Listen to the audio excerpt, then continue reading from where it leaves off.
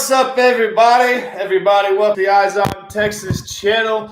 Appreciate there's all 10 of y'all folks in here. I'm going to do a proper and number one entrance here just to let everybody know who we got going here in the Eyes on Texas channel. Recently known as John Cena V2. Recently even more known than that, known as Sama bin Bacon Gaines. If you see him walking down the street wearing his Texas hat crooked, why don't you say, holla at your boy, AK, horns up. It's the Eyes on Texas channel. I'm the owner, operator, moderator of the Eyes on Texas channel.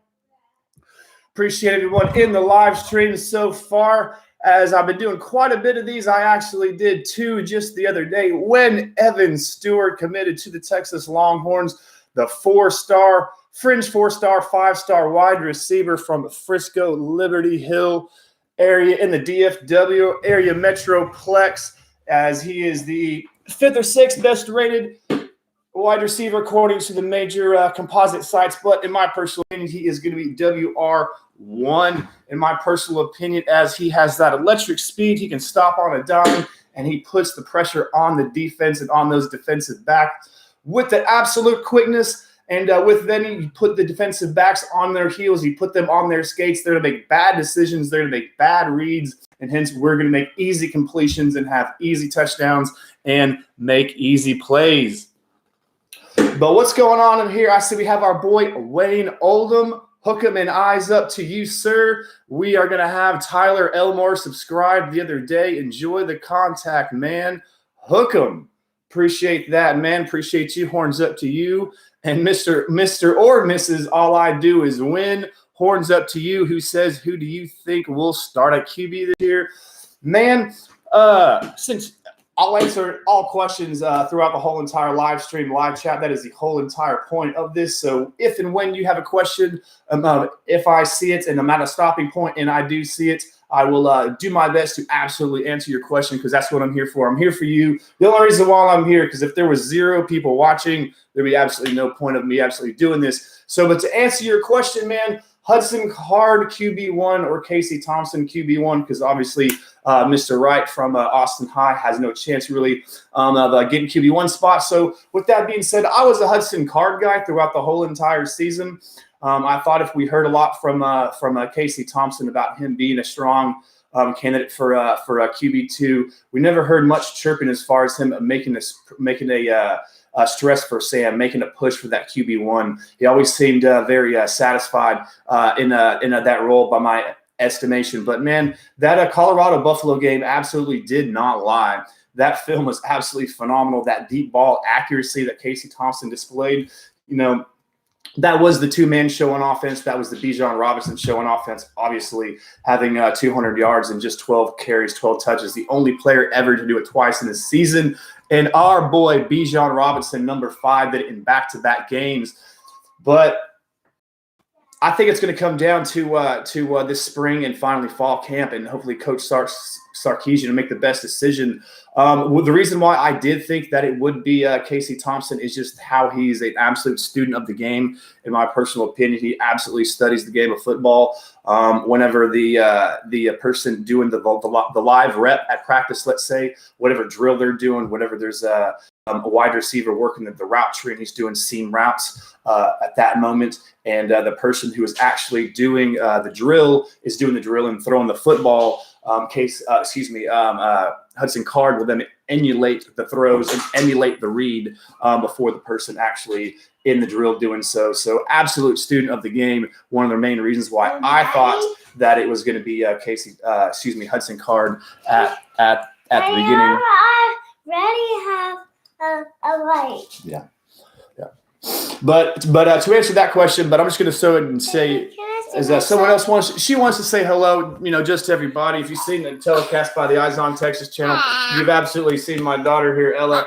As I'm a family guy, and it's hard to keep him outside the room sometimes. Okay, there you go, Angel. Love you. All right, here, you want some of Daddy's Coke? All right, here you go. Bye-bye. All right, thank you. So, and of course, you've seen any of my Eyes on Texas channel live streams. The kiddos always seem to make a way in here. But I do hope that answers your question. That is going to absolutely come down to it's going to have to come down to that spring training And I do have to say, I am going to have to admit that I do feel that Casey Thompson has a head and a half above race, a neck and a half up lead in the race for QB1. For sure, she's some Devontae Smith and Stewart, without a doubt. That is going to be the comp. That is going to be the comparison. It is going to be D. Smith, number 6, the first Heisman Trophy as a wide receiver in over 30 years, and he got that as being a wide receiver in Coach Sark's offense. So that was on display, and that's the reason why we're having this success in recruiting. By my guesstimation, is that a lot of these top guys, are seeing the fact that Sark's offense, the innovative of his offense, the explosiveness of his offense, and the comp and the comparison to Evan Stewart is right on the money by my estimation. Mr. DBC16, I saw you in the live stream just the other day. Horns up to you, sir. Appreciate you here. Mr. All I Do Is Win. Yeah, you can start Casey based on a good game experience. I think Casey, I guess you're agreeing with me on Casey as well, as I believe this is going to be his 4th year on campus on the 40, and we'll have an extra year of eligibility because of the frozen eligibility during the pandemic year this past year. But to kind of sort of help answer your question, I do think Casey Thompson has the lead. I don't think it's an insurmountable lead. I think the aspects and the coaching that Hudson Card had while he was at Lake Travis is going to obviously going to do well for him in this situation by my estimation. But let's talk about Evan Stewart as a prospect, and then we'll get on into the show. As I guess I'll kind of sort of give you a brief rundown about what I am going to be talking about in this broadcast.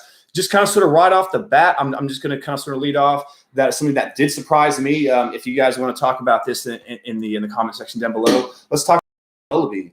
I don't know if anybody heard that. He's picking it up, packing it up, going 9,000, 27,000, 124 miles to West Coast, to Oregon.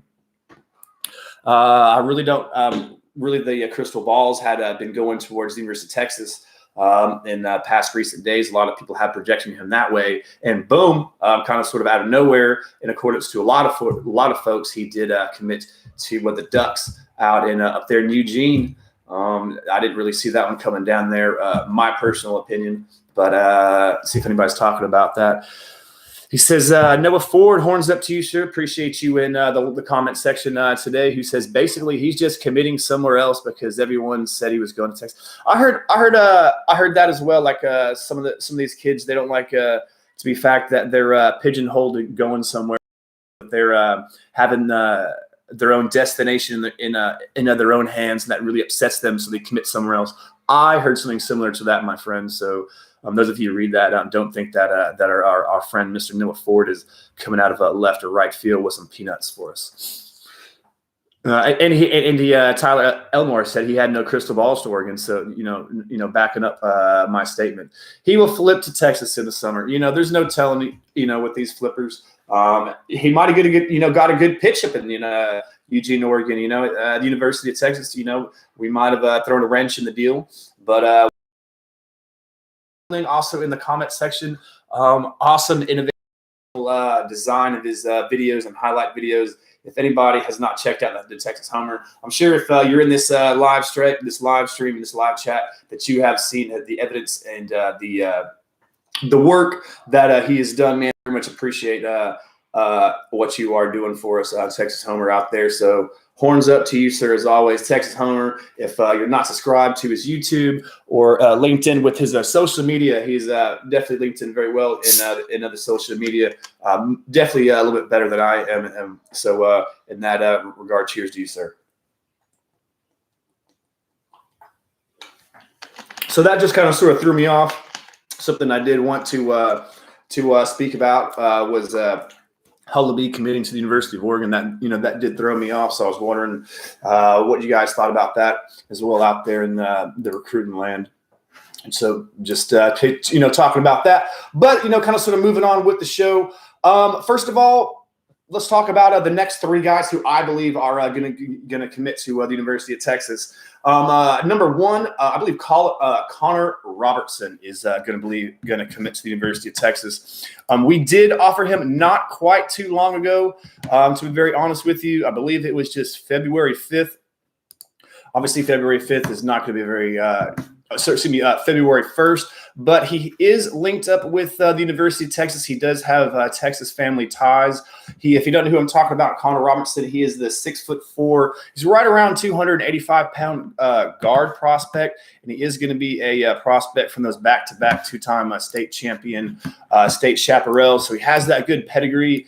We were not really early to offer on Mr. Young Connor Robertson, as he did have several offers before that. But leading me to lead that he's pushing towards committing soon. And of course, we all have Twitter feeds and whatnot. And Michael Taft, who's going to be one of our personal walk-ons, he tweeted out there in Twitter. Whatever you do on Twitter, that's what he did. Okay. And of course, he's going to be friends with him. And he put out there at Connor Rob 72. When are you going to pull the trigger? Obviously, going to be friends with him on the same football team as Connor Robertson, Michael Taft, who was a preferred walk-on in the class 21 for the University of Texas. And then after he did that, he put up the horn sign. So another reason, I think Connor Robertson should be committed soon. My possible candidates of commitments that we could have coming down the pike. Another person, I'm fumbling here. Sorry, guys.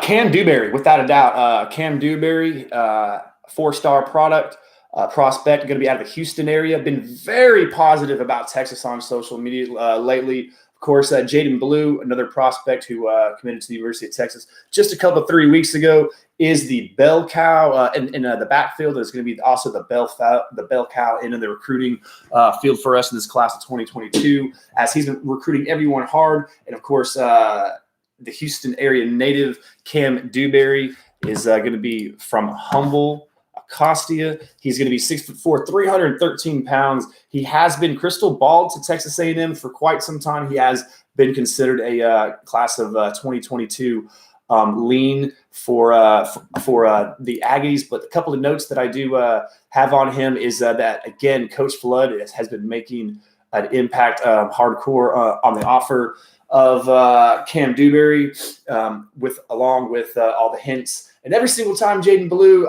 drops a something on social, he always puts those little eye emojis. And Cam Dewberry, he seems to respond to that as well. As I'm looking at his social media right now, Cam has it pinned up on his social media, linked up with Jaden Blue, and also something with Coach Sarkisian. There's a picture of Coach Sarkisian, and he has the eyes on that as well. So he has his eyes all over the program. The program has his eyes all over him. Coach Flood has been making an impact in his recruiting, and that's going to be one of the reasons why he's going to be on my list of possible commits for us in the class of 22. Also going to be CJ Williams. This is going to be not new to anybody, to anything, but I do like the fact that the two guys that I did list earlier were going to be offensive linemen, both going to the University of Texas in my estimation that I've given my own crystal ball to or whatever, next to commit list or whatever. I do like the fact that the first two were offensive linemen. That does bode very well for the University of Texas. Let's not lie about it at all. Let's not be.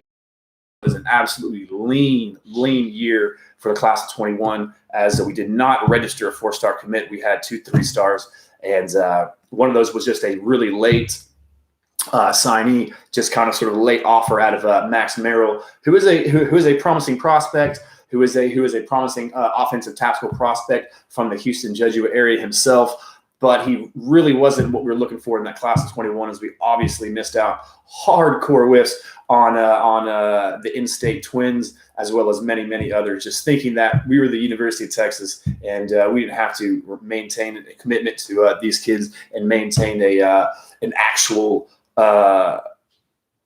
devoting our resources into committing to recruiting offensive linemen. Coach Hand really wasn't all in the recruiting scene, in my personal opinion.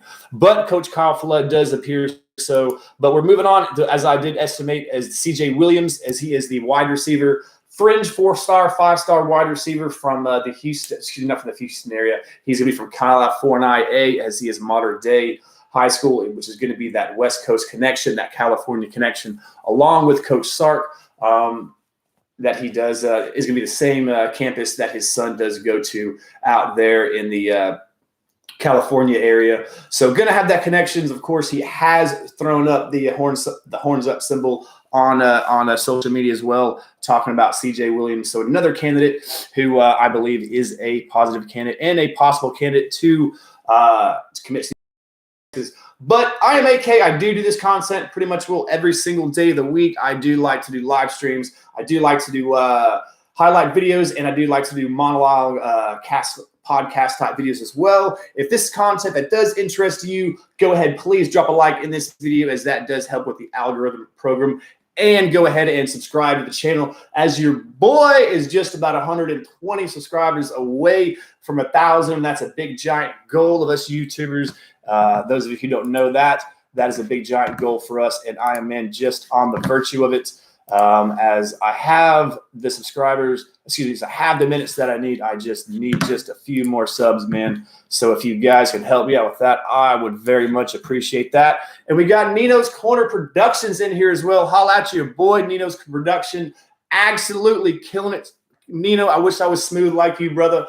We all do it different kind of sort of ways. The fanatic perspective, of course, he has that beautiful smile, his absolutely knowledge of every aspect of every player in football. Like, for example, Iowa State, you know what I mean? He can tell you who's going to be their strength and conditioning coach and tell you all about him. The perspective can. And Nino's Corner, he is absolutely smooth. And I'm just really bringing out the passion. I like to bring it to you live and as real as I possibly can. But horns up to you, Nino's Corner. I appreciate you in the live stream, sir. But let's see what y'all are talking about here in the live stream, since the last thing I talked about.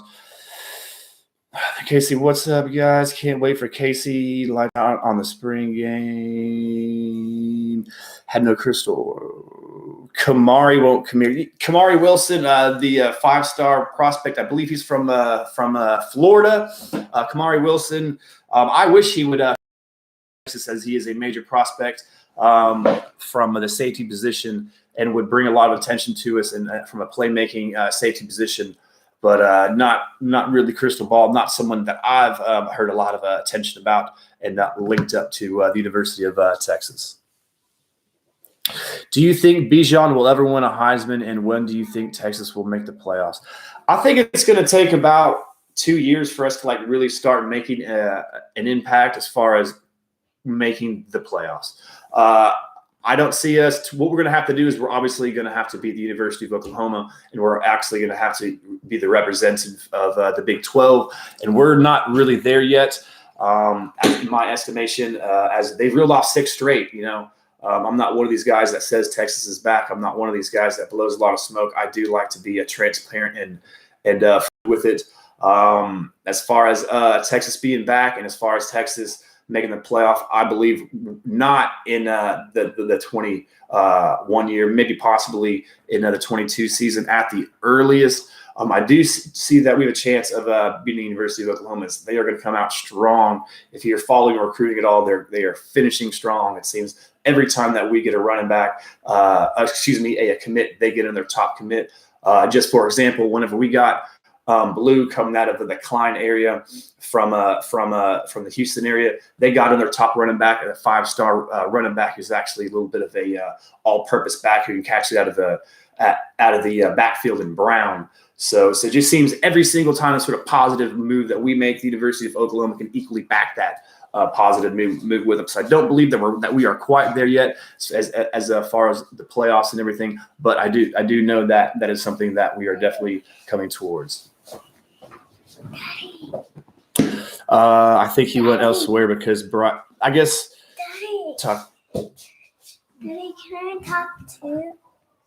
But signing day is 10 months away. No, they're all good standing, but we have a few guards. Not sure for tackles though. Yeah, and of course the other offensive linemen that we've been linked up to. Okay, she wants to put you want to put the horns up symbol. Okay, let's put the horns up symbol and then you got to go. Put the horns up symbol and we say hook 'em. That's right. There you go. We say hook 'em. Say it. Hook 'em. That's right. All right, that's close enough. Okay, you good? You got to be on TV? Not yet. No, you good. Are you good? Not yet. Okay. I love you. Okay, I'm going to go put her up. Sorry. Not yet. Hello.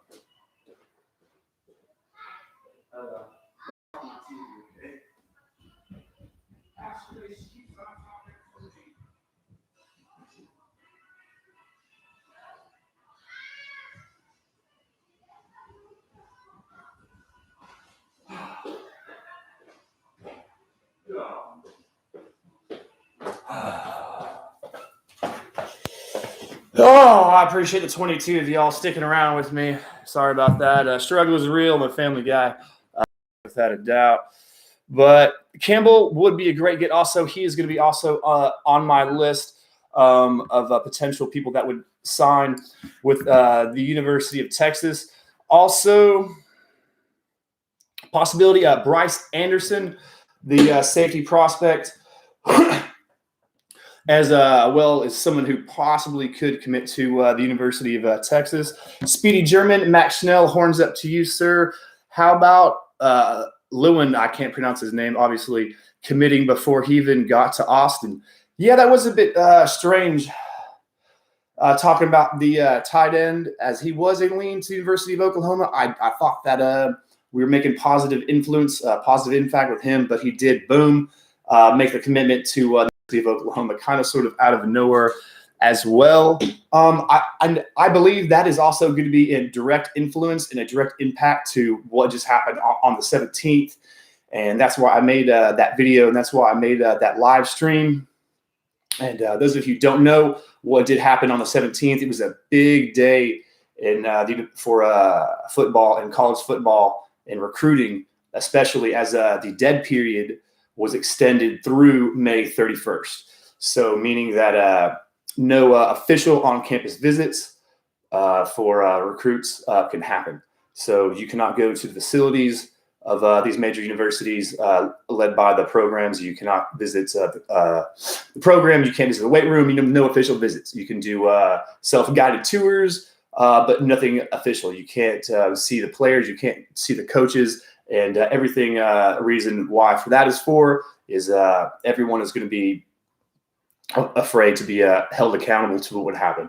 It would just be absolutely through the roof, absolutely disaster if someone would get to cross-contaminate, be on a visit, and get cross-contamination is going to be the main reason and the main focus for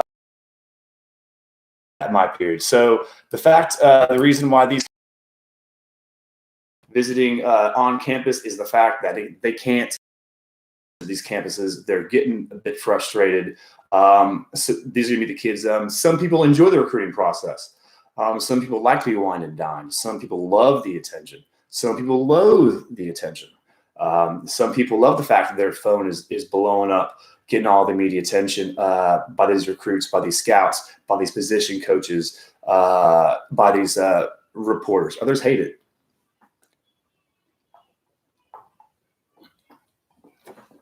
And probably the ones that are hating it are the ones obviously that are committing, obviously as well. That's the reason why I thought that Evan Stewart was going to be the one to pop and be the one to go ahead and commit to the University of Texas, the wide receiver as well. But talking about new prospects, and I did take a gander into the class of 23, and I did say that I was going to talk about that whenever I was advertising this on the live stream. So I am going to go ahead and get into that. Just 1 second. Would you rather have C.J. Williams or Kevin Coleman? Would you take both if two receivers are already if the other two receivers. I would take them both. Like without a doubt, I've kind of sort of made a statement, and it is my belief talking about with the receivers that with Coach Sark, with what he brings to the table, with that representation, what they saw on display, talking about these top position skills, these top skill position players, as they went in. So we got a big-time quarterback in the room. He's also going to pull for us as well. Linked up with 7-on-7 with Armani Wilf in Winfield, as well as others. So I believe that will be a major impact for us. So with these wide receivers, we're going to take the top candidates and be first come, first serve. I believe we're possibly going to take 4 to 5. I've gone on to say that my 4 to 5 candidates. Number 1 is Evan Stewart. Without a doubt, he's my number 1 wide receiver at all, regardless. I think he is the perfect Z position. Gets on top of the defensive backs really quickly, can stop at a dime, is great for the 50-50 ball for his wide receiver. Someone made the comp to number 6 from Alabama, the Heisman winner, Devontae Smith, and I absolutely agree with that as well. Another one, Armani Winfield, are already committed to the University of Texas. Obviously going to be in my board because he's committed to the University of Texas as well. Talking about pure unadulterated speed. Another one that's going to be on my wish list, let's say, as far as a wide receiver, that's going to be Brennan Thompson. The wide receiver from Spearman, Texas, is Evan Stewart has speed, but we're talking about probably the fastest recruit, the fastest kid in all of Texas, and might be in all the land in Brennan Thompson, as he does run 10.3 100, which is just blazing fast. And then the other two that we did just mention would be round out number 4 and 5 in my wish list there with CJ Williams and Kevin Coleman. So, man, that's really kind of sort of my pitch, my what I have to say about the wide receiver position in the class of 22. But yeah, let's see what you talk about these. Here we go. Start talking about these class of 2023 guys, as I do have them linked up here. First of all, primed up. Let's talk about Anthony Hill, primetime player, big time program from Denton Ryan. Denton Ryan, he was the inside linebacker for them, starting inside linebacker for him. 6'2", a big, strong kid, already 220 pounds as a 2023 athlete. All these guys, which I'm about to be talking about, they'll be all 23 prospects. He is the number 3 rated inside linebacker in this class of 23 already. The deck is obviously going to get shuffled around as the class of 23 is obviously a ways away. I did a view on the class of 2022. I did a video on the class of 22 just a few days ago. So this one is going to be focusing just a little bit more on the class of 23. But as a prospect, I have down here is he plays like a monster on the football field. He is absolutely super aggressive. He can line up and rush the passer as well. He showed that on display throughout his the championship run for 220-pound individual. So it shows great explosiveness, great aggressiveness towards the ball, as that's what you want for your linebacker. First and foremost, is you do need him to be aggressive. Can flow sideline to sideline very well, but as a linebacker in state, in a linebacker position in the class of 23, absolutely a monster. Someone else let's talk about. Where's he at? Trey. Where's Trey? Here we have Trey. We have Trey Wisner. This is going to be a new and recent offer for the Longhorns. He's coming from the Waco area. He's from Connolly. He's a running back. He's a good size frame for a running back, pretty close to 6 foot tall, already 5'11", 180 pounds. You're talking about 180-pound individual as a sophomore, 15, 16-year-old. So that's already has a good solid mass. What I have on him is he runs a little high, to be honest with you. A lot of young running backs tend to have this trait of running just a little bit high. He needs to a little bit drop that pad level just a little bit. But they did line him up in the slot just a few times on his the film that they did put him out on him. He did. Let's go ahead and put up his rushing numbers and his stats. As he did he did have 13 receptions for 181 yards and 2 touchdowns. So he did have some receptions. And he toted the note for his high school 60 times for 900 yards and 15 touchdowns. So that's pretty good production coming out of a Waco area. But what I did like about him is he did show good cutback ability. That shows good vision for such a good running back. I talked about that frame, right around 6 foot tall, 180 pounds. In the open field, seems more of like a glider instead of making short, choppy steps. So he made a little more of a glider and fill out that frame. I do like his celebrations after he scores. I know that might sound a little bit weird. A lot of people say, like to have a little bit fun. But he seems that he's really excited after he scored a touchdown, like he accomplished his goal more than showing off and showing flash. So after he scores, it looks like more he accomplished what he wants to, and he's excited about that rather than he's trying to rub it in his opponent's face or do something kind of sort of flashy. But yeah, coming out of Waco, liking what I'm seeing out of him as well. Next individual I'm talking about is going to be from Dallas. The Parish Episcopal. Of course, I mispronounce everything that I can. He's going to be a safety prospect, 5'11", right at 185 pounds as well. He is also, of course, going to be a class of 23 guy. Shows good instincts for such a young player and reacts to the ball really well for a sophomore. If you're a sideline-to-sideline player, that's going to be of the utmost importance.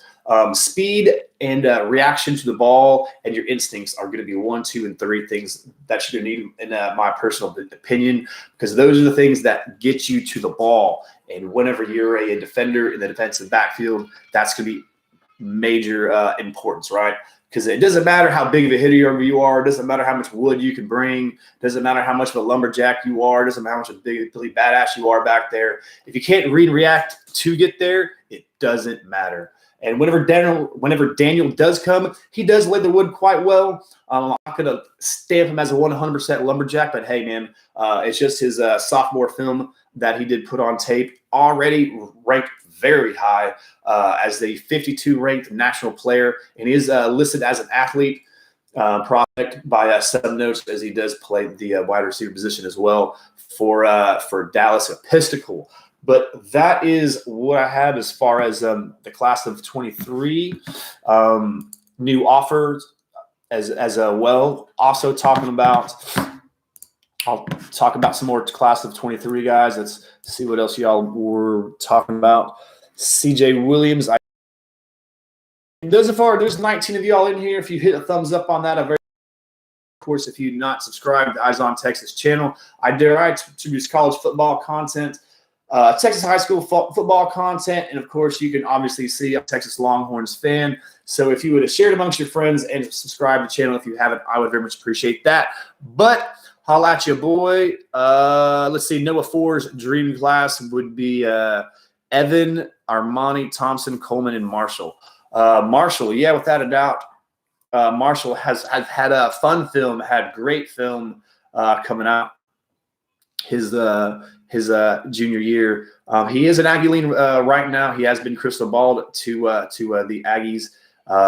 Definitely is someone who is on the Texas board. He's a 3-star guy who was most definitely sure to rise.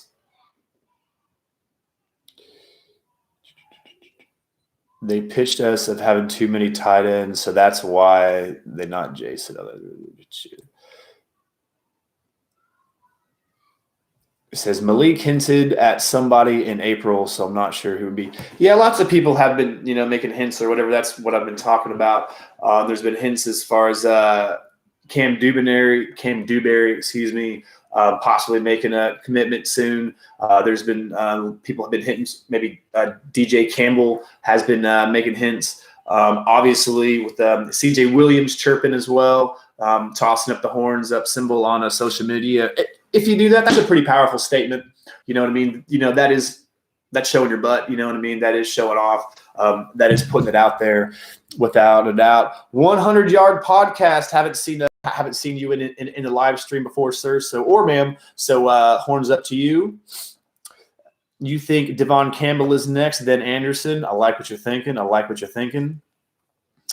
You might need to commit and play linebacker if we start pulling some guys in. So without a doubt, I do like what I'm seeing so far. What we do have coming. Let's continue on with the class of 2023 new kind of sort of prospects. As there is 21 of you guys in here, appreciate you guys. And he's a strong side defensive end prospect. And this is us getting in new with Avion Carter. He is going to be from Amarillo, Texas. Listed as a strong side defensive end, as I have him at 6'4", 240 pounds. But we're getting in early with this new staff, this new coaching staff. Something that the old staff didn't seem to do. We seem to wait on recruits to kind of sort of let the honor and the tradition and the want sink in to these recruits. And really, in any estimation, all I was really doing was pissing them off. And the fact they were really not getting the offer that they really wanted to get. But talking about Avion Carter, he's going to be a defensive end prospect in the class of 23.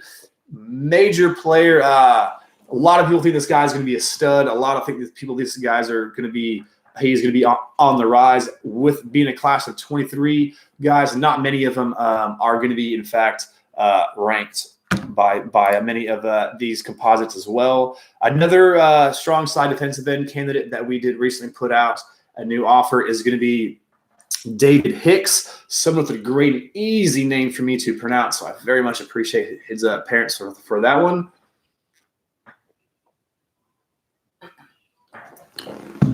But again, coming from the Houston area, from Katy, Houston area, as he plays for Morton Ranch.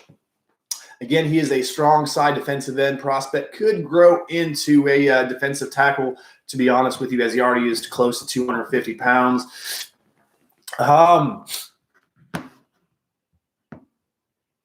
Production was very well for a sophomore interior defensive lineman, as he had 52 tackles, 12 tackles for loss, and he registered 5 sacks as a sophomore. So that's pretty damn good as far as I'm concerned. And he forced fumbles. He had 3, and of course we did offer him fairly recently as we got in on the David Hicks campaign on February 4th.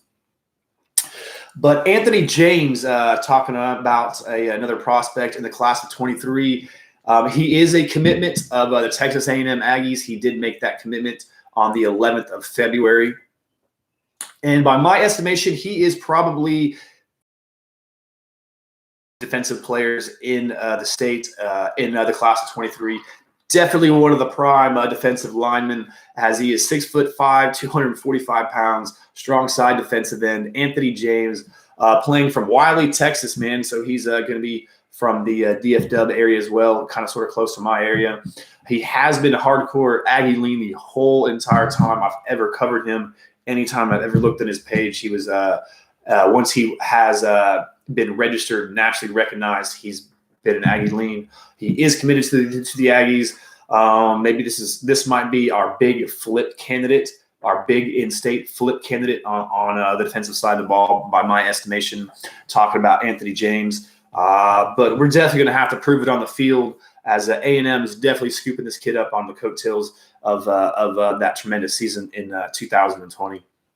But Anthony James is someone, if we could definitely make an impact, getting him on the horn and see if he can listen to what we have to say, listen to Coach Bo's sales pitch, and we can move on from there. But if we could flip this in-state product, this would be my in-state flip that I would want to mention. So that's why I do have him on this list. But as I did said, he is already an Aggie commit. Weak side defensive end, Mateo Ungale, without a doubt, is a big, strong weak side defensive end. I don't understand how he's listed as a weak side defensive end and have him possibly to project as a interior defensive lineman, as he's already 6'4", 245 pounds. But anyway, that is what he has listed as, coming from Bellflower, California, playing from the absolutely powerhouse St. John Bosco Prep out there. Absolutely amazing football player. Already nationally recognized as the 73 ranked player. Texas did just recently offer him just on February 15th. So already getting in good on him. And his brother is I don't know if you know that big number 5. The ukulele is what they called him because nobody could pronounce his last name. I of course butchered it, but I just went along with it like I pronounced it, like I nailed the pronunciation. But without a doubt, he is rising and making a big time name in his own right. Mateo is. So we just offered him. Hopefully we can make an impact from Coach Sark being from that California connection. We need those big uglies up front. Of course, Andre Kojo is going to be an offensive guard. Recent offer, not much information out there to be quite honest with you, other than the fact that he's a new recent offer in the class of 23. And Coach Kyle Flood has a reached out to him as in the offensive line. We are going in-state, we're going out of state, we're going West Coast, we're going East Coast. As we need to get the top talent on the offensive line wherever we can possibly get it, because they have just absolutely been not coming here. They've been going to the University of Alabama. They've been going to the Buckeyes. They've been rated in our state. They have by other Power 5 programs. So the fact that University of Texas is going out of state for offensive linemen is not a surprise to me. And Andre Kojo is going to be another example of that.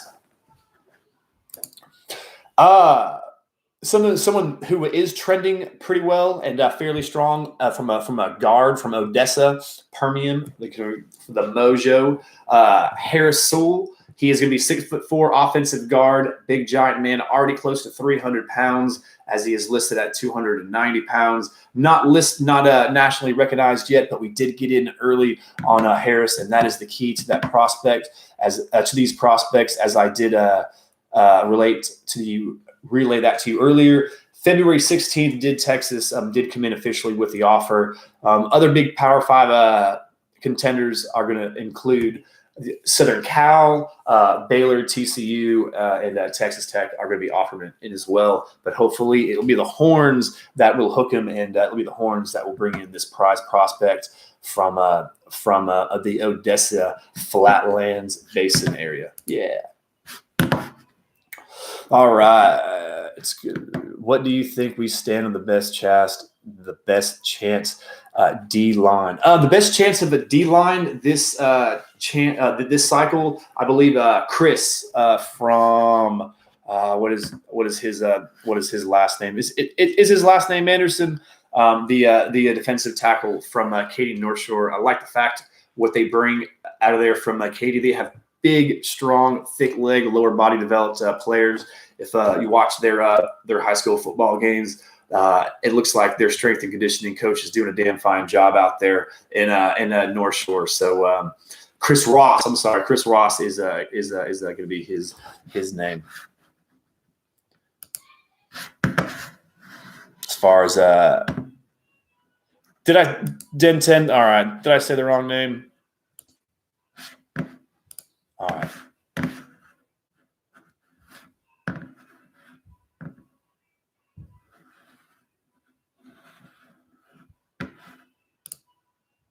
Yes, Christopher Ross. Yes, Den 1012. That was the defensive tackle that I was talking about.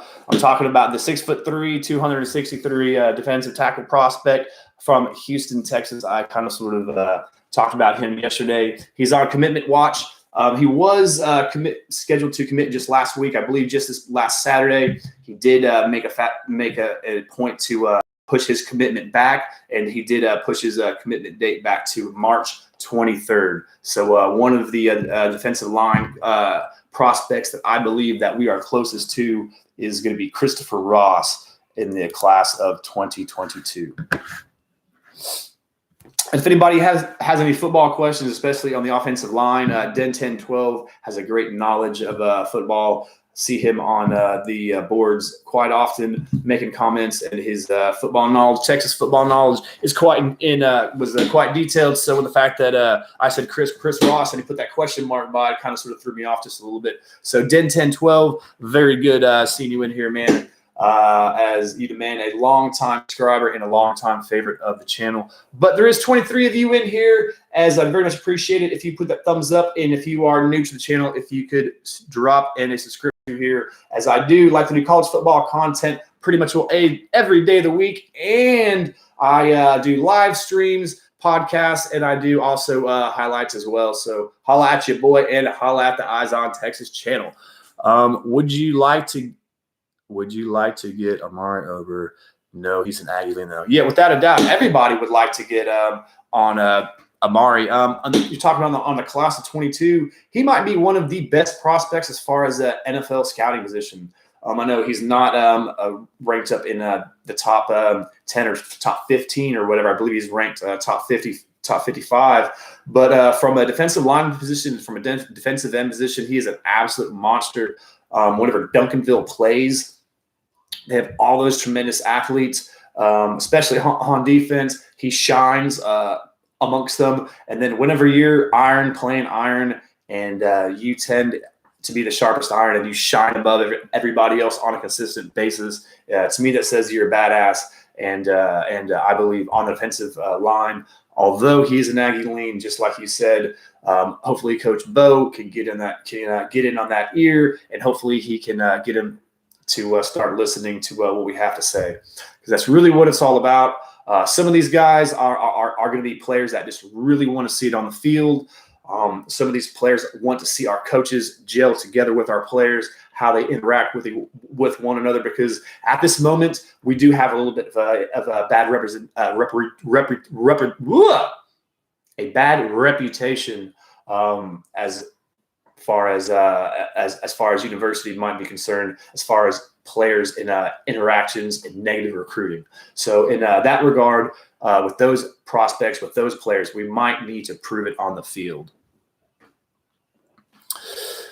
Great hose from Westlake. Yep, I know that without a doubt you're talking about Cade Klubnik, Speedy German. I know that you are a big fan of Cade Klubnik. You've commented on many of my videos, and I appreciate your support throughout the many months, about a year since I've started the channel. The Austin Westlake quarterback, man. I think once Clemson offers on him, that he is going to commit. I'm not quite sure what Clemson is doing. Is I don't follow their recruiting 100%. But from what I've read on Cade, he has not been offered by Clemson, but he does speak to the University of Clemson. But once, if and when they were to offer Cade, that is where he would go, by my estimation. All right, Tyler, appreciate it, man. Appreciate it. Horns up to you, Tyler. Appreciate you joining us in the live stream. Any questions, comments? Who else do you think is going to pop as far as making a commitment to the Horns? Who do you like in the class of 23? Who have we not offered? Who has Texas not offered yet that you would like to you'd like to talk about? Of course, I'm very excited about landing Evan Stewart. We could talk about him for a little bit. Maybe that's why some of y'all are in here, obviously.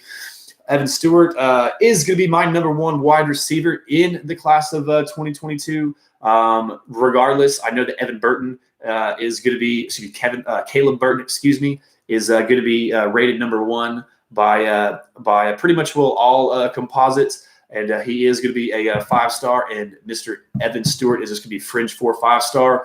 But his explosiveness, his electricity, his ability to thrive in this Sark offense, his ability to get on to cornerbacks, to make them stress on them, to get them on their heels. I very think that he is a good fit for Texas, and he's going to be the main reason why he is wide receiver 1 on my board as far as Texas. 50-50 balls, he can win them for a man his size, 6 foot tall, 175 pounds. So he can take the top out of the defense. He can run the routes. He's crisp. He's clean. He's exciting. He's electric. He's what Texas needs. Yeah. He says, all right, Demand says, AK, it depends where Ty Simpson goes. Yeah, Ty Simpson, he's been a bit of a wild card. A lot of the Tennessee McDonald's mailbaggers still think they have a shot of landing him. I don't believe so. He talks about Bama or Clemson. You're correct. Cade will go to Clemson once they are offered in general to go out looking at a state. Says Everett Stewart is the best wide receiver in the nation. That's what I agree. Just the complete package. 220-pound monster beast to make it in college and to make it in the pro. You don't need to be Megatron. You can be Gazelle out there out in the end. That's what number 6 was for Alabama this past year. I wouldn't quite put Evan Stewart as a 100% Gazelle, as he's a hard-nosed football player as well. But when you looked at number 6 right out there, he looks more like a point guard than he does a wide receiver. But the speedy German. Oh, you meant Greathouse. That's who I forgot to talk about. Thank you, Speedy German. So I will get into continue on with class of 23 prospects, as I do have a few more to talk about. And I believe it was you that reminded me. I thought Greathouse was a bit bigger than he actually was, as he's listed as 206 pounds. I thought he was closer to the 215, 220 pounds. But an absolute matchup nightmare is Jaden Greathouse from Austin Westlake. Been making big-time plays, big-time impactful plays for the Chaparrals ever since he's been playing varsity football for them as a freshman. I know I had one of his film, and I looked at the player, and I looked up his number, and I looked up to see who he was, and I don't remember his name. He was a senior cornerback, and he went to a McNeese State, and that's who he made this touchdown play where he just completely manned him up on a 50-50 ball, and then ran him over, and then just went in to the end zone. And you're thinking, yeah, McNeese State, but we're talking about a freshman versus a cornerback, a senior cornerback, who then went on to play college football, and he's doing that as a freshman. Now a sophomore in the class of 23, Jalen Greathouse. I really wish we'd be more on him, to be honest with you. He is listed as a whatever position you want to call him, split tight end, slot tight end, whatever you want to call him. He's probably going to work on his inline blocking skills, maybe, I guess. But he is most definitely a split out. He's a nightmare matchup. Is really what he is. Whenever you see these big-bodied Zach Ertz tight ends, whenever you see these big Cade Kittle in the NFL making plays, and there's absolute matchup monsters because they're too fast for the linebackers and the cornerbacks, and whenever they turn their shoulders, there's absolutely too much of a man for them to body them up. As soon as they turn their shoulders, they're automatically a yard off them because their natural ability from when they turn, they just create a yard of separation, just like Shaq. Whenever Shaq was playing basketball, from sternum to back, he was 3.5 feet deep. And whenever he turned his shoulders, so you're always 6 foot away from Shaq. Kind of sort of the same thing with Jaden Greathouse. That 6'3", 206 pound frame, he uses it to his best ability. So the speedy German there, Mr. Snell talking about Jaden Greathouse, one of my prospects in the class of 23 that I've been high on ever since I've seen the film on him. And Texas did offer him back with the new staff, with the new regime, and I don't know if he's since been quote unquote reoffered. I haven't seen it on social media whenever they do in fact put on there reoffered, and then put the highlight, put the pickup there, put the edit up on there with their name and someone in a offensive lineman number jersey if it's an offensive lineman, and if it's a wide receiver, to have like a 23 number on it or something as that. So I haven't seen that being reoffered to Jaden. I'm not quite sure on that, but man, big time impactful player, and someone that I wish on the class of 23 that we would continue to be up on just a little bit more. And and he was next to for me to talk about actually, as he is 6 foot. He is nationally ranked as the 44th ranked player. He was a freshman All-American. He was freshman team 1 All-American.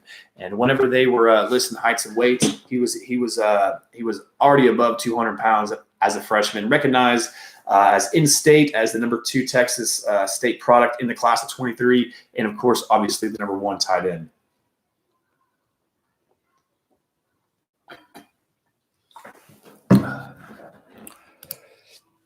Okay, Next, if you're talking about the class of 23, and you're talking about offensive side of the ball, and you're talking about offensive playmakers, man, one of the number one guys get in the number one wide receiver position is going to be Jalen Hale.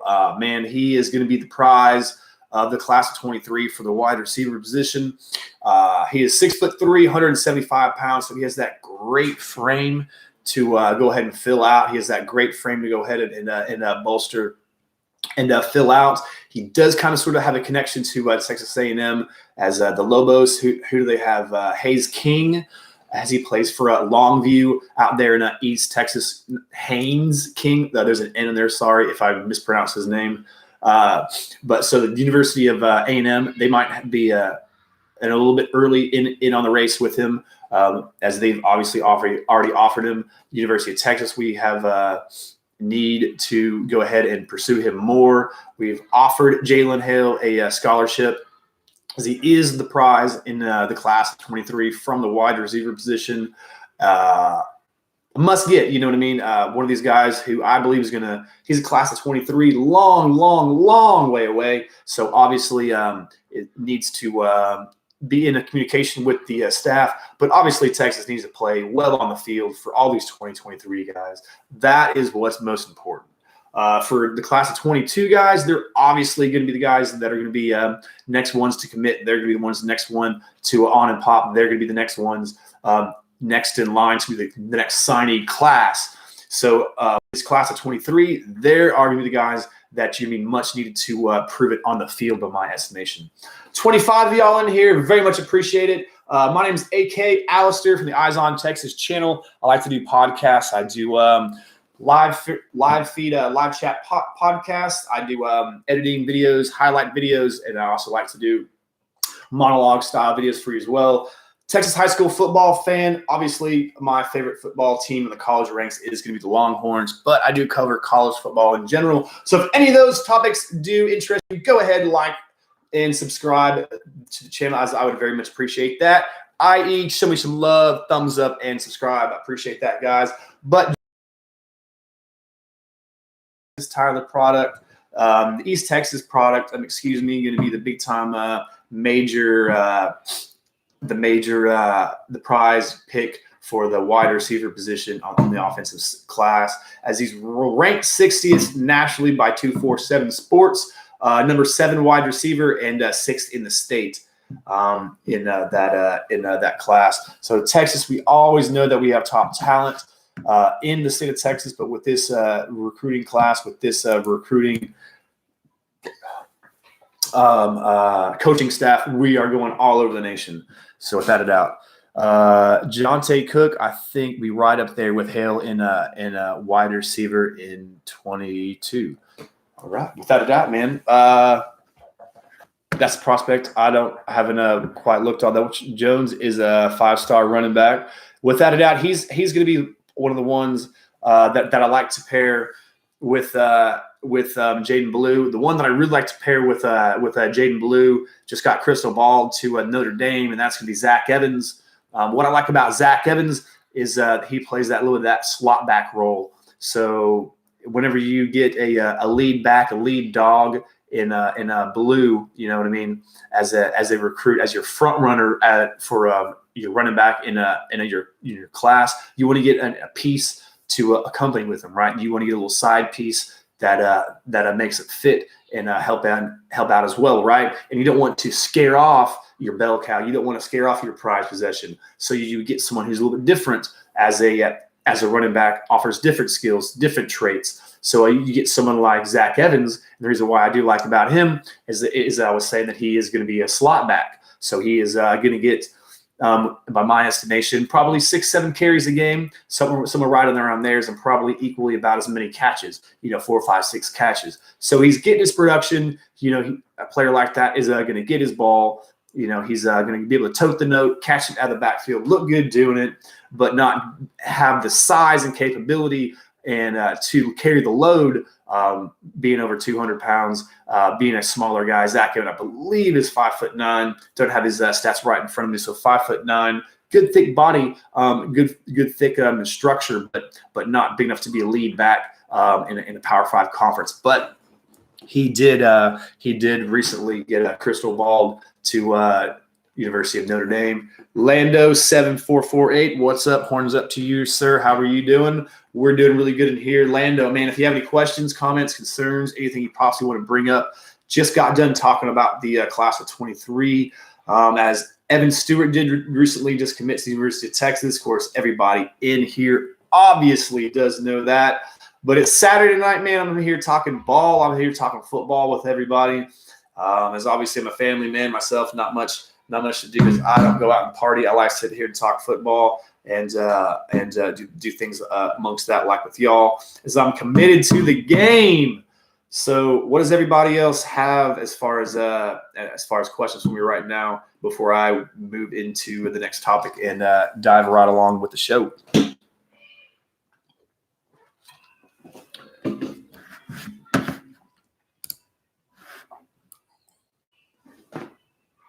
I don't know what the hell happened to Hullaby. Darville Wilson, that's a good question. Horns up to you, sir. I don't know what happened to Hullaby, man. Someone did mention earlier that maybe that since that he was a hardcore lean with Texas, that obviously with his brother being a linebacker here on the squad. I did hear this. I did read this. So it's not facts, so you can take it as you want. This is just information I'm conveying you. If I do have anything to say on the topic, it's going to be this listed as this, is that he was listed as a Texas lean for quite some time, his brother being on the team. Maybe he wanted to go his own route, maybe being viewed as such a Texas lean that he felt that others were making his choices for him, that he wasn't choosing his own destiny, his own route, being his own man. If I had any kind of sort of answer to what the hell happened to Hullaby, it would be that. So, Mr. Wilson, I hope that does the best for you, sir. That's the best I can do for you on what the hell happened to Hullaby. If you don't know who we're talking about, of course, yeah, and you can respect that. You respect anything. That's like whenever people talk about other universities, especially other universities here in the state, and I'll talk about the University of Texas A&M. You'll never hear me talk about them in a disrespectful manner. You won't ever hear me say I'm calling them below you and the Gooners and using those terms, that terminology. That's not how I like to own and operate. Because if you think about it, the University of Oklahoma, there's 67% Texas kids. You know what I mean? So why would I want to disrespect homegrown sons from the state that I love? You know what I mean? And same thing with obviously Texas A&M, Texas Tech University, TCU, and along with those such. So you can be fans of the program, but don't hate the kids, man. I obviously very much detest the University of Oklahoma, but to go out there and disrespect their program and disrespect the players that play for their program, because if you got to think about it, 70% of those kids came from Texas, man. So really, I would just be disrespecting the homegrown sons from the state that I live. Lando, they're doing really what I'll tell you this. This is my this is what I got on A&M. And I'm thinking about making a video about this, but I'll go ahead and let you know about this. So A&M had their best year since 1939. Correct? They lost one game last year, and it was against Alabama. They beat Florida on the road whenever Kyle Trask got hurt. I believe all those statements are true, right? So their last championship was in 1939. That's 80 some odd years, whatever, moving on down the road. They are in the ACC, the same side of the conference with Alabama. They play Alabama every year. So they had their best season. They still have not won a conference or a division title since 1998. And they had their best season since 1939, was 81 years, whatever it is, 79, 81 years, wherever that carry that one is, whatever right now. And the University of Texas is still going to out-recruit them this year. They are lining up on the coattails based on the 2020 season, moving on to the 2021 season. They have a new quarterback. They have a good offensive line. They lost their running back. They have a good, outstanding offensive line, developed good offensive line, recruited good offensive line talent, but coming off of that tremendous season, coming off of their best season, and in comparison with the University of Texas having a transition year and a year in which we had 3 losses, and a year that we straight up shit the bed in the beginning of the first half of a couple of 3 games. We're going to out-recruit them in the year following. And to me, that speaks volumes. So whenever the Texas A&Mers, to me, really what they're doing is in my comment section and in my chat section and the comment section in a lot of my videos is they're chirping, because they are just like what we're talking about. They've been making lots of moves. You've been hearing lots of things about them, but and they're chirping. But LSU Tigers, they had something to chirp about. They went they went undefeated. The quarterback threw 1 million touchdowns. Coach Brady, the mastermind, once he left, I was like, that's the reason why Joe Burrow and Brady, B&B, Burrow and Brady, they're left. Your team is going to be complete crap afterwards. That is what I went on to say. That was my prediction. And that's with LSU year in and year out being a better program, being a better dominant program, recruiting better than A&M year in and year out, having more recent success than A&M has. And the following season, they straight crapped the bed in a pandemic COVID year. But with A&M losing their quarterback, and you can say what you want about Mond. You can say whatever you want. I know that the A&Mers, they probably think a lot about Mond as we do with Sam. He was there for 4 years. He didn't, to me, show much progression as a quarterback, but yet whenever you look at the numbers, he's going to be up there.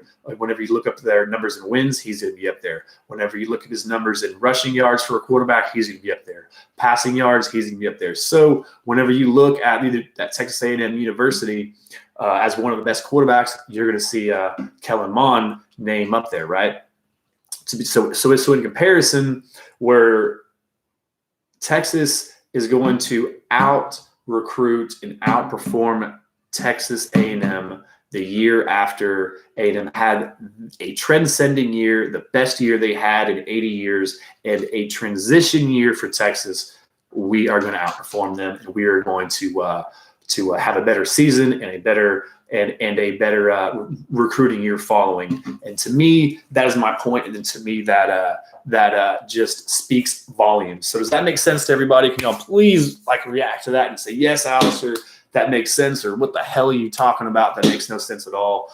A&M's still going to be doing good, and that's complete crap. So, but y'all could just please give me some sort of reaction, to the fact that you are understanding that point. You do disagree or agree with it. That is going to be something that I do believe in, and that I do think that is a big problem for A&M is they will always have a little brother syndrome to us. And my guesstimation, we're 6'5" and they're 5'11", and that's just the way it's always going to be.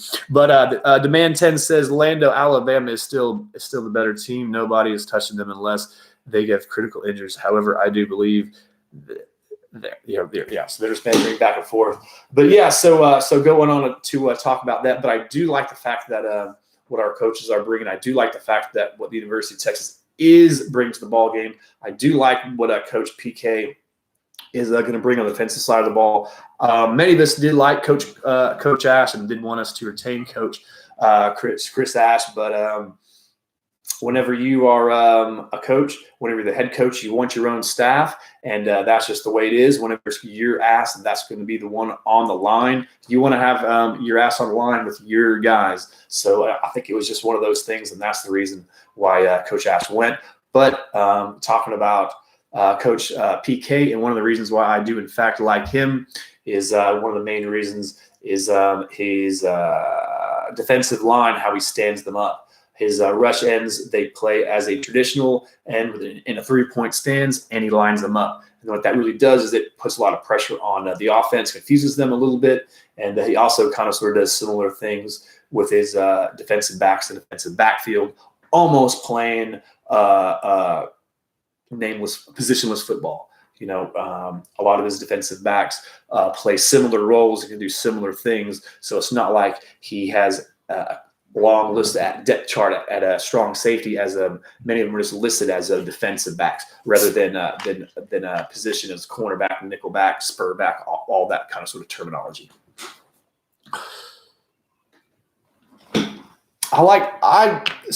So you demand 12. So Lando is talking about and does believe that Bryce Young will be the quarterback for Alabama. I believe Bryce Young will be the quarterback for Alabama.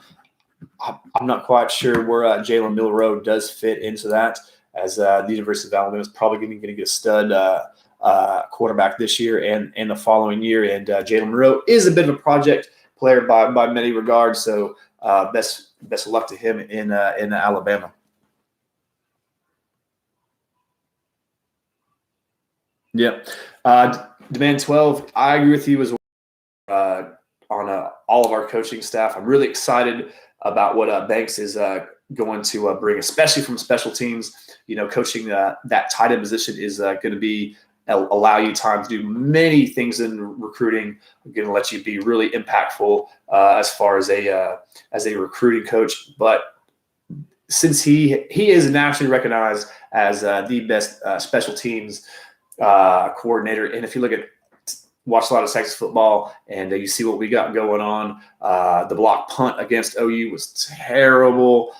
Dicker, the kicker, can kind of clean up some stuff as well. Had some penalties on some returns. One against Bijan that was complete crap, in which we got called back whenever Bijan had that long 90-some-odd yard return. One of the absolutely explosive plays that he did make throughout his freshman campaign for the Longhorns.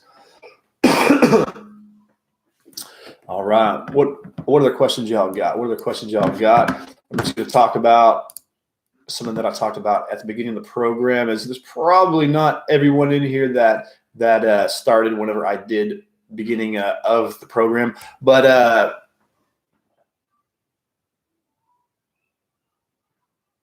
Lando, I'll tell you about Miller. I watched him since the sophomore year. He has grown to Wikipedia. Texas should have offered Demetrius Davis, in my opinion. Demetrius Davis, he just doesn't really fit what we're trying to do. You know what I mean? To me, he's just a dual threat quarterback. I do like with the fact he does bring to the table. He's a proven winner. Lots of wins over there at North Shore at that big time program. Started ever since a sophomore.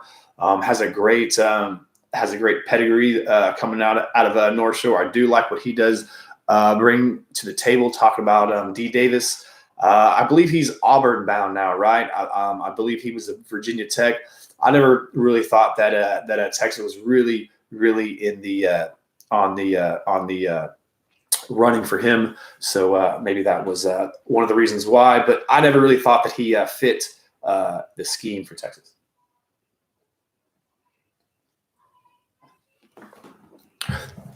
Yeah. So, but talking about new blood that might be coming on, added on to the class of 2022. So if I had a list of candidates that might possibly come on to and join them in the class of 2022, I'm going to go ahead and start talking and leading off with Connor Robertson, the 6'4", 285-pound guard coming from the Chaparrals, the back-to-back state champ Chaparrals, who showed off in the championship game against South Lake. Carroll led at the helm by Quinn Ewers, as both quarterbacks were both banged up, and the South Lake Carroll offense was going against that dominant defense that the Chaparrals were bringing. But Connor Robinson, the 6'4" guard, he is going to be a 3-star guard.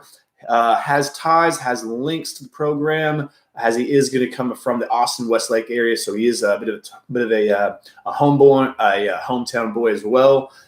Personal walk-on, a preferred walk-on, Michael Taft, tweeted out there on social media. Just put an emoji out there with the hook and horn symbol saying, "When are you going to pull the trigger?" So obviously he's been talking about it. Obviously they know about it on the team, his interest level for the Texas Longhorns. So if we're talking about a new commitment for Texas, one to pull the trigger next, he would be a prime candidate, number one, that I will be looking at. Another reason has been making other major offers to other major candidates, other 5-star and 4-star candidates, offensive linemen. And he is still making Connor Robertson a priority. And I think he feels that, and I think he respects that. And I believe that is genuine, even though he is a 3-star prospect, that Coach Flood is making him a priority. And he does feel it, and it is genuine. So that's why the offer does feel interest level has spiked very soon and very quickly, as he was just recently offered February 1st by the new offensive coaching staff, led by offensive lineman Coach Kyle Flood.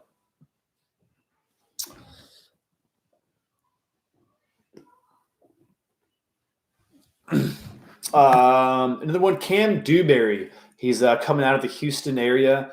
Also been very positive on social media. Jalen Blue has been recruiting him hardcore, very hard. So he's probably number 2 to 3 on my list as far as next recruits. Possibly could be pulling the trigger. Again, Coach Flood been making an impact on the reoffer with this candidate. Big time recruit, as I did mention, and all of you should know, the offensive line class was absolutely lean, was absolutely super terribly lean in the class of 21, as we had all 2 of our only 2 offensive linemen were both 3-star candidates, were both 3-star prospects. Hayden Connor was a 4-star, but whenever the composite he ended up being a 3-star, i.e. he might have blossomed early. He might have hit his ceiling early, is what is going to be believed into estimation there.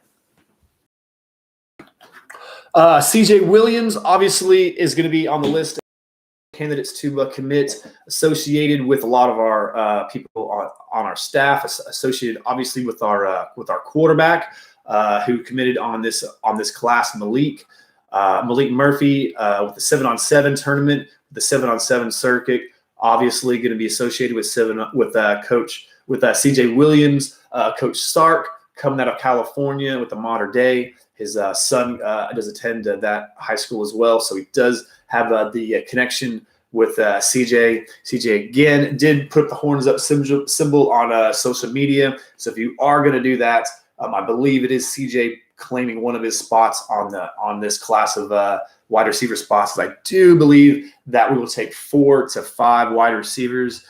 Talking about the 4 to 5 wide receivers, demand in 12. Who's your 4 to 5 wide receivers that you guys would want to take? So.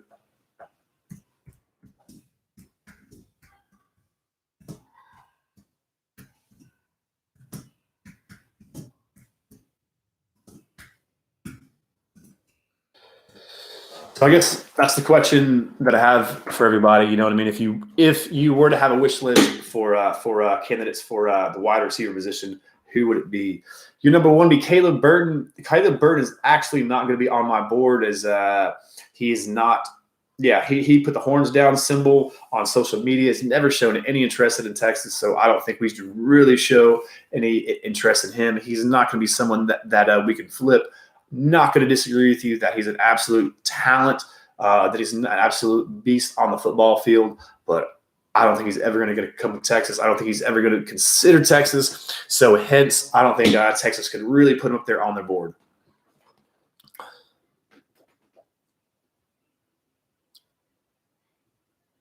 Right, Mukabuka, he never committed. He ended up going to Clemson, right?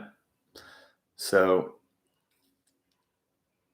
All right, so Demand Den 12 says Stewart had him.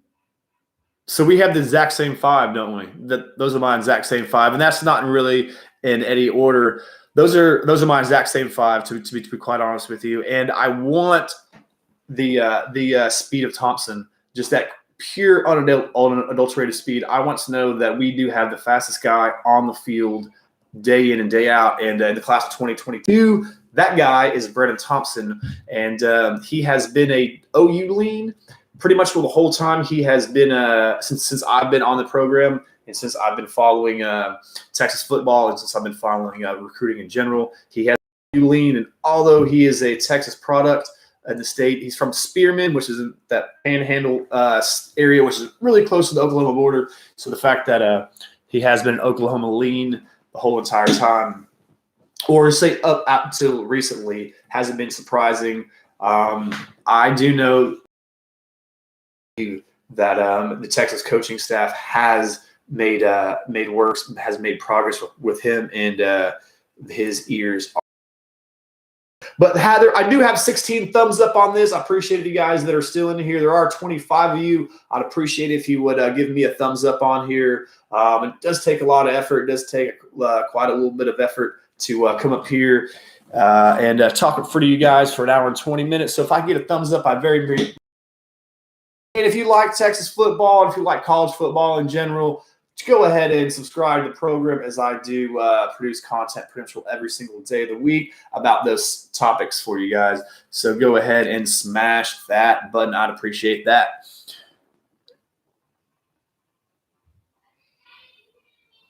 Jimbo something digging Sarkisian as 20 minutes after Texas A&M's next offer. Oh, so you're saying Texas A&M is just following in our coattails? So whenever we offer someone, they just kind of sort of do the same thing. Just like I said, big brother, little brother situation. I believe that we are always going to be top dog in this state. And the fact that A&M did come off their best year in 80 years, and the fact that we still are going to have a better season in 2021, in my estimation, and perform them in the recruiting cycle in the class of 2022 shows a lot. We're going to have a new quarterback coming up. They're going to have a new quarterback coming up, as Eleanor and Mond are both moving on. Eleanor to the NFL, Mond probably a candidate as well. Might not be drafted, but definitely going to be what's it called? Whenever a free agent gets signed as a free agent, possible candidate as well. Talking about Kellen Mond.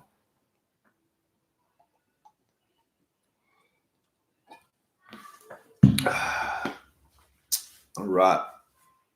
But I do feel that is the most positive thing. And as far as the this podcast and the information that I did bring for you today, besides obviously Evan Stewart committing, is two of those four guys that I do have on my list. They're offensive linemen, man, and that's what we need. We need offensive linemen. We need the big guys, because look, if you think about it, Malik Murphy, he's what? He's a pro-style quarterback. If you're a pro-style quarterback, what do you want to do? You want to sit back. You want to grill steaks. You want to call your girlfriend. You want to check in on your mom. You want to check in all your Instagram accounts, i.e. you don't want to be running around and scrambling, right? Malik, obviously a good athlete, but dual threat quarterback, he's not. We need the offensive lineman. We need to protect him so he's not scrambling around, feeling the pressure right straight from the get-go, and he does have time to sit back and grill those steaks. Because if you think about it, look about it. If you look at Alabama and what they did last year, if you look at Mac Jones, he wasn't doing anything special. He was just putting the ball where it needed to be. He saw his keys. He saw his reads. He knew the order. He knew his progressions. 1, 2, 3, 4. If one is open, hit it. If one is open, hit it. If one is open, hit it. If one is open, hit it. And that's how they did it at Alabama. Until you stop it, that's what they're going to run. And that's the style of ball that he does play, and that's the style of ball that we're bringing here to the University of Texas. He says that's why we needed to cut the plug on Herman. We got to win back. We got to win back Dallas. We got to get a footfall on Duncanville, DeSoto, Cedar Hill, etc. I wish we do. Places, the areas that we need to win in Texas, obviously being a hotbed of recruiting, a target-rich environment, is the Houston area and the Dallas area, the DFW Metroplex. And obviously Duncanville, we haven't had much success. We did have JQJ coming out of Duncanville, who transferred out along with everybody else to Utah. But as far as having lots of success, that's why we need Arbor coming out of Duncanville, that defensive end. We need that back line. Once we lost Samples, that was a big time negative recruiting impact for Texas. And once we lost him, we lost the DFW Metroplex. So recruiting Southlake, recruiting Cedar Hill, recruiting these top areas, and Dallas Episcopal, get up in these ranks in the Fort Worth academies that are putting out great athletes. They had Stone, produced as a 4-star dual threat quarterback, played in that state championship game and shined and thrived, and now is going to be the quarterback for the Ponies and Mustangs for Dallas. But without a doubt, we need to win the DFW Metro Airplex. We need to put a pipeline in there. Talk about pipelines. I put this idea out there on the message board. We need to get a coach in Florida and just post up an IMG Academy. That's really what we need to do. If anybody follows high school football and follows high school football recruiting, knows anything about IMG Academy, is no one's beating them in high school. They played Duncanville earlier this year, and it was 44-17, 44-21, something right around there. Just absolutely steamrolled Duncanville. I believe it was in Dallas as well as they traveled here. But IMG, the Ascenders, as they're called, talking about an area where we need to recruit. We just need to post up and to recruit that one school specifically. If you were to go up, and I don't have any names right off the top of my head, but if you were to go look up their roster, it's littered with 3- and 4-star athletes in every single class. Really, all it is it's a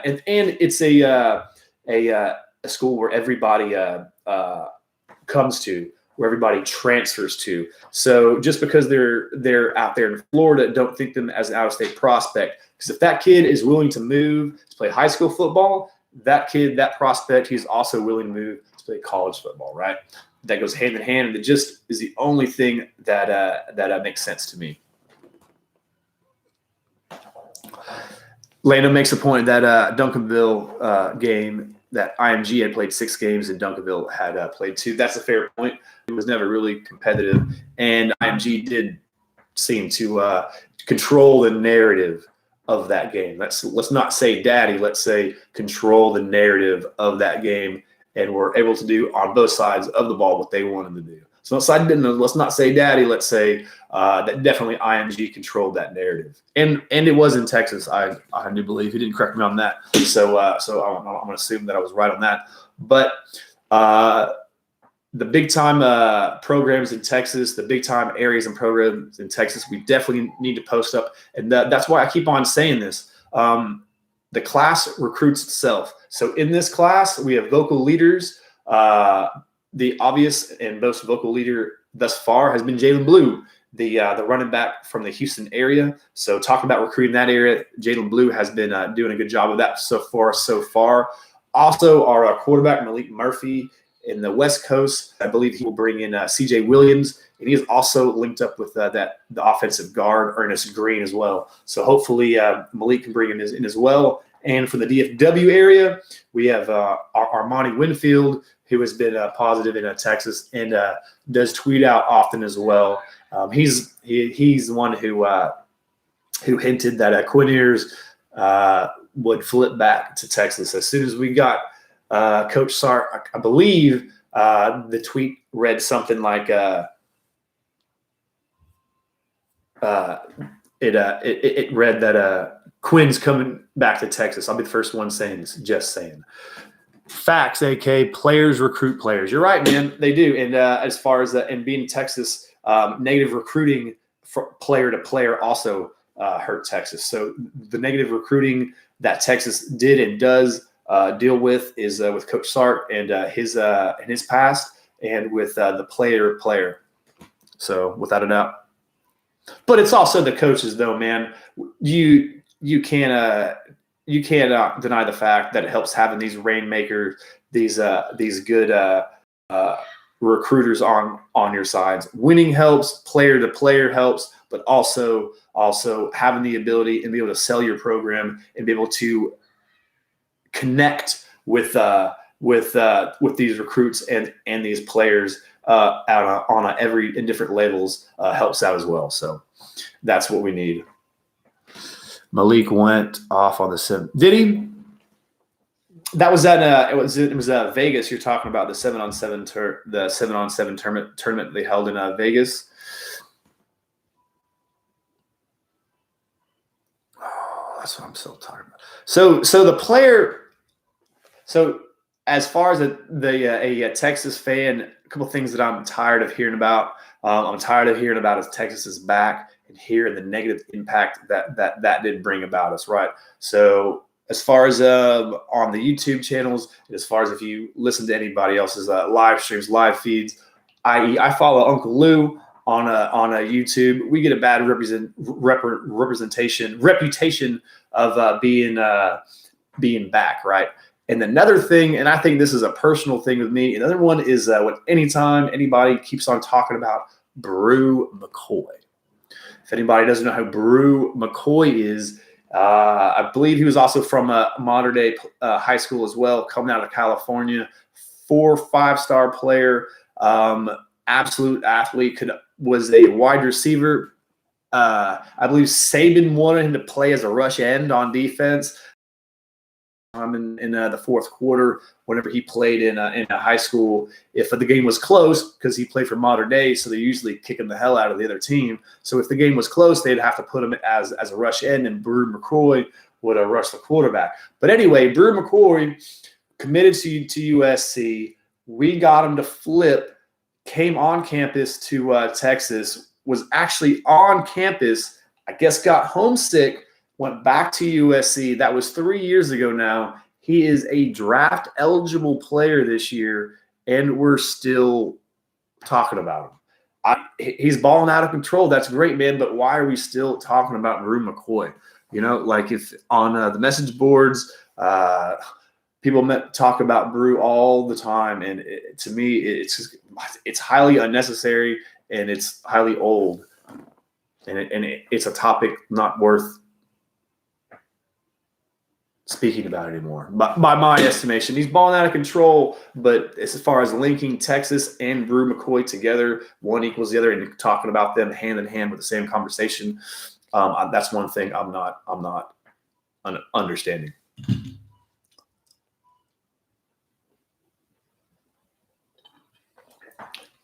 Hey, Den 12, who do you think will be the next offensive lineman to commit? Do you think it's going to be Campbell? Do you think it's going to be Robertson? Do you think it's going to be possibly someone from out of left field? But who do you think it's going to be? It's because we want what we can't have. Everybody wants the ass that they can't have, right? Everybody wants what you can't have. Women, if you have straight hair, you want curly hair. If you have curly hair, you want straight hair. If you get that beautiful brown-eyed baby, you're happy with that beautiful brown-eyed baby.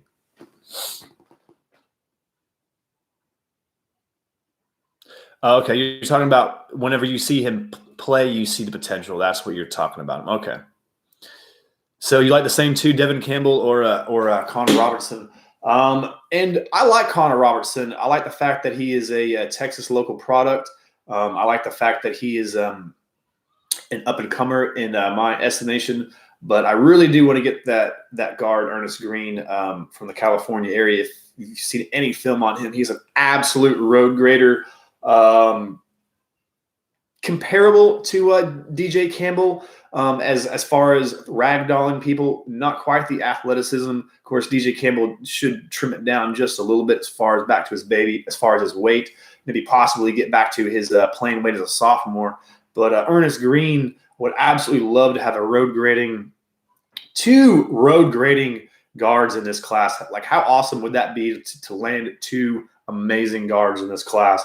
Really boost and bolster up the offensive line. I do like what we do have coming back on the youth with the offensive line is concerned with Texas with Major and Kurchek, the South Lake Carroll product that we did have. Of course, Majors did play really well coming down the last couple of games of the season for Texas, as I believe that he was starting by then. But do like what we do have in those two players.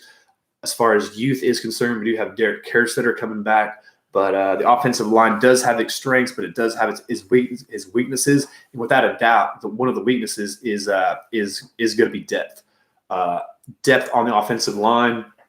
If we whiffed into the class of 21 in recruiting, like I mentioned several times, we only had 2 recruits in 21, both 3 stars. We cannot whiff back-to-back years, period. That's all there is to it. And I believe this coaching staff and Coach Kyle Flood won't let us down in that regard. I think all the offensive line targets have timelines that do not suggest they will commit soon. Okay. Does Robertson have a timeline?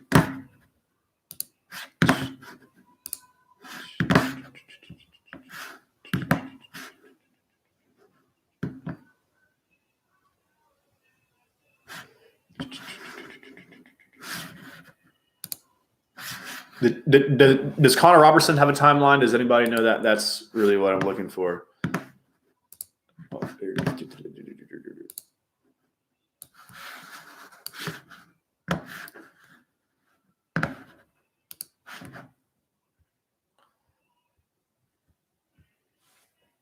Yeah, I'm not showing Connor Robertson actually having a timeline, to be quite honest with you. Dewberry has been one who did say that he did want to take visits in the past, but with the May 31st being extended, that might obviously end. You don't ever know, but yeah, as far as I know, DJ Campbell, I believe he has gone on to say that he would much prefer to commit during the summer, is what I believe he has gone on to say.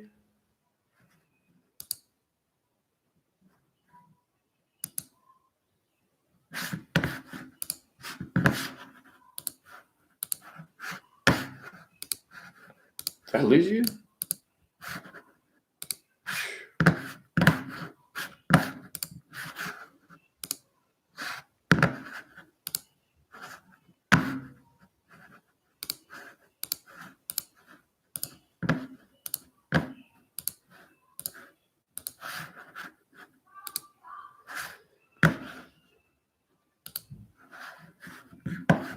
Oh, no.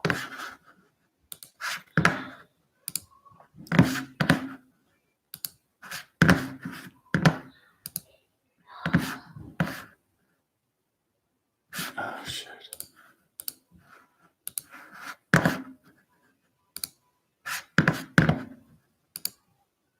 Oh, sorry, I lost you guys, dear Lord. Yeah, Evan Stewart committed faster than you thought. Not really me, Den 1012, man. That's pretty much on my timeline what I thought. I do know that if you follow 247 Sports, Mike Roach, he did say that he was broadening his horizon a little bit, possibly looking at TCU and Georgia, I believe it was. But I think that he was always a Texas guy. I think he always saw himself as a Texas lean. I don't like what I saw what I read about those quotes that he wants to still take other visits. I don't like that. I really wish he wouldn't have said that. But yeah, you know what I mean? Lando just said he wanted to come to the University of Texas, but his parents wanted him to go and experience everything. But man, once the 17th of February passed, and once the 17th of February happened, and that date was extended, I believe that was big time. I believe that was crushing for a lot of these players that do want to make these visits, but don't really appreciate and like the recruiting process. They don't like to be wine and dine. They don't like getting calls. They don't like the focus. They don't like the attention. Evan Stewart does like these things, but absolutely loathed the recruiting process. Didn't very much enjoy it, but that's what I think. Yeah, he's a TikTok star, man. TikTok star, LOL. Yeah, he has over 1 million subscribers on TikTok. So he's already making his bank. He's already making that wad off that. So good for him. Yep. If Kerstetter comes back healthy, a right tackle, you know what I mean? Like I said, like the five offensive line, I believe that we should just be fine with, but depth and quality depth and on the offensive line is where we're gonna hurt. I do like Christian. I do like some of the players that we can step in and fill some roles and fill some holes for Texas on the offensive line. But as a group and that's depth as a group. Man, we're hurting a little bit as we did whiff out a little bit these last couple of years on the offensive line, being a little bit lean. The 2020 class is showing some prospects, is showing some priority, is showing some potential as a class, as a unit. There's a few bright spots there, but overall, I believe our depth is a problem. Yeah, it was extended to May 30th first. That's a long time. I hate what the NCAA is doing now. Kids need to see the colleges in campuses. But really, what it is it's accountability. The institutions are afraid. They don't want to be known for the one who spread the COVID. They don't want to be possibly get sued. Possibly, they don't want to get the accountability to have anybody on their campuses to visit their campuses, to visit their facilities where their 100 athletes, where their 20 coaches, where their 20 trainers go day in and day out. I believe that's what it is in my personal opinion. I wish they could have the visits. I wish they could change it up in some format differently, not have it the exact same way, but not having any contact, not letting a kid be a kid and experience life and experience life how he wants to do it. Man, that just really hurts. And I really do feel for these kids. My heart does bleed. It does go out for these kids that really want to take these visits and can't, because you're right, man, being extended through May 31st is a long time. And it could be extended for longer than that. I think the dead period has been 12. Correct me if I'm wrong on this, but since March of last year is when the dead period has gone. It's gone on for a year, and they're going to extend it for May 31st. So it's going to go on for more than a year. And that's just the next date for them to reevaluate. So to come May 31st, they could extend it again, right? So that's what I think it is with these kids. And that's why I think that we would see a domino effect of recruits. And really we have. Really, if you think about ever since Blue, every other week, we have got a commitment, We had one. It was Jalen G. For the longest time, the defensive back was the lone member of the class of 2022. Now we have 6 members. We're ranked 5, right? We're ranked 5th. Just after getting Evan Stewart, we were ranked 7th just before that. So we're slowly climbing it on up, man. So seeing lots of good progress on there. Yeah, correct, AK. Yeah. So the whole year, these kids haven't seen an official on-campus visit. They just have to go on a visit with their coaches or with a family member and just tour the city and tour the campus that way in an unofficial visit. So it's great getting commitments on a regular basis. Yes, it is. But what's most important is the recruits that commit do so after know their commitment is solid and an interest in decommitting. Yeah, that solid commitment or decommitment. That's what I was talking about with Evan Stewart still wanting to take his visits or still wanting to take visits afterwards, because he said it as a backup plan in case something goes wrong. You don't want to hear that. You know what I mean? Whenever you're with and you're with your wife or your girlfriend, your spouse, your significant other of any sort, whoever that is to you, you don't want to tell her that you got a backup plan going. You know what I mean? Your wife doesn't want to, your wife doesn't want to hear about a backup plan. Baby, you're my main squeeze, but Sancha's still out there. They don't want to hear that, and as in return, if the shoe was on the other foot, we wouldn't want to hear that either. Would be fellas, you know what I mean?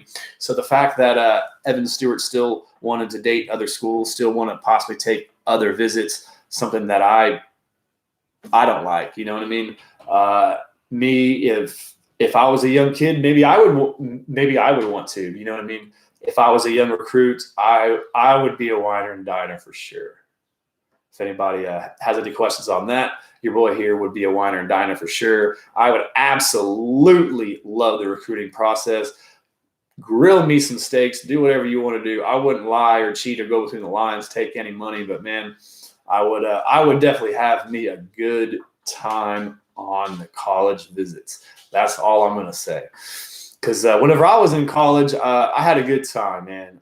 Your boy here, he had an absolute blast.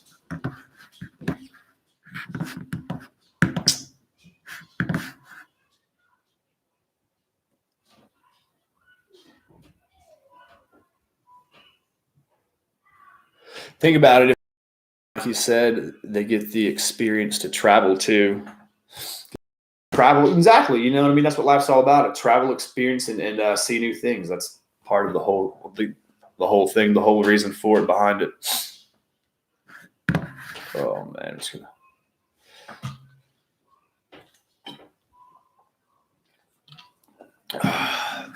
So did everybody survive the cold all right? Everybody's family members doing all right? Everybody obviously has power. I would prefer recruits to wait if they did do this. Yeah. David Williams says, I agree with you. This is Evan Stewart is a soft verbal in my opinion. I wouldn't call him that because what I read about this, Den 12, and you probably did as well, is that he said that he wanted to search and see a lot of things, but he always saw himself at Texas. You know, and that's a pretty positive statement. That's a pretty polarizing statement in my estimation. So I do not like the fact that he is going out and dating other girls, but would like to go out and date other girls, saying that his commitment is firm. But I agree with you on that. But to say it's a soft verbal, I don't know. The JoJo Earl of this year. JoJo Earl.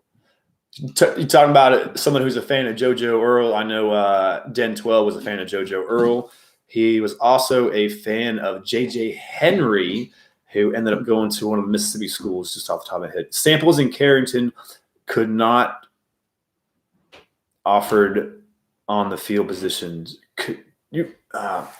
Right, they could not be offered on the field positions because of the recruiting stuff, because they were coaches under those players, correct?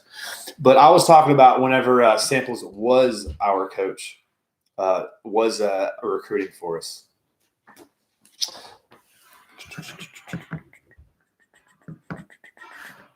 All right, man. So we've been going on for about an hour and 50 minutes here.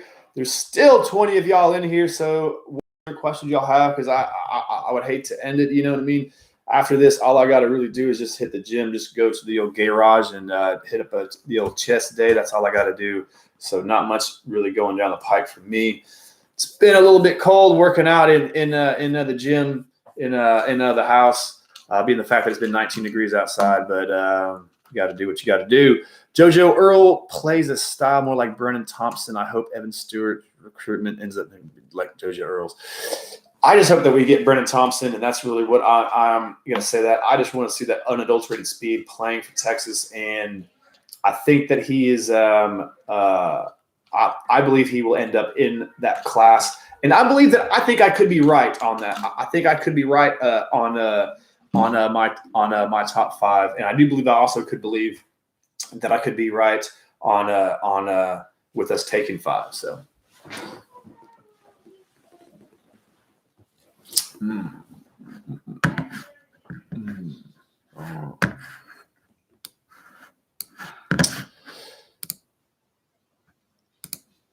Oh no.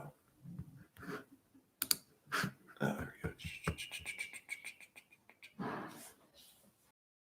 But JoJo Earl isn't quite as fast as Jalen Waddle, though. Both kind of sort of the same body types, but not quite as fast. Rayleigh Brown, that was the running back. So whenever we made a splash with Landon Jalen Blue, and this goes back to what I was talking about earlier, with every time that we seem to make an impact, whenever we seem to have something positive go in our favor, that OU just seems to have just a bigger splash. So within the same couple of days, the same week that we landed Jalen Blue from the Houston area. They got Jaylen Brown from talking about Oklahoma did. He was an absolute 5-star running back, and something that I really covet. His skills are something that I really covet in the fact that he can play in the slot and catch some few balls out in the slot as well. So, man, if you can pick up the blitz, if you can run the ball and catch the ball out of the backfield and run some actual routes, that's just super impressive. And that's you're to keep on the field at all times, and something that's really going to bolster you as a prospect and going to make you some money on the NFL as a highly touted draft pick. Because, man, in this day and age, there are not many running backs taken in the first round. Raylick Brown, yep. Relic, whatever. I mispronounce people's all names all the time here in the Eyes on Texas channel. Welcome to the program.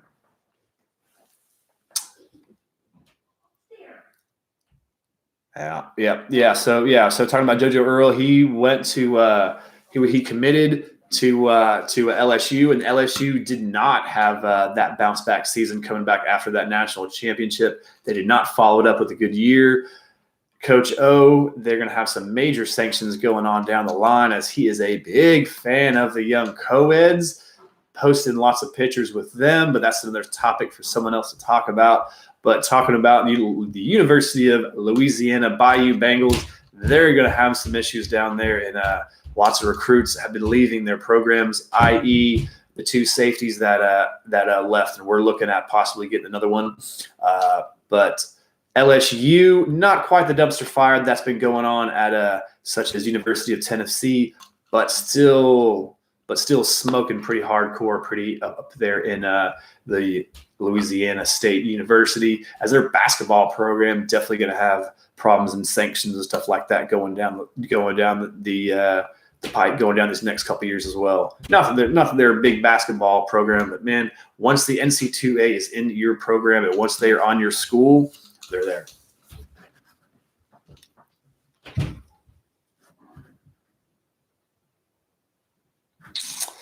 And somehow they're still third. I know. Well, the SEC, they recruit really hardcore. They recruit the state of Texas well.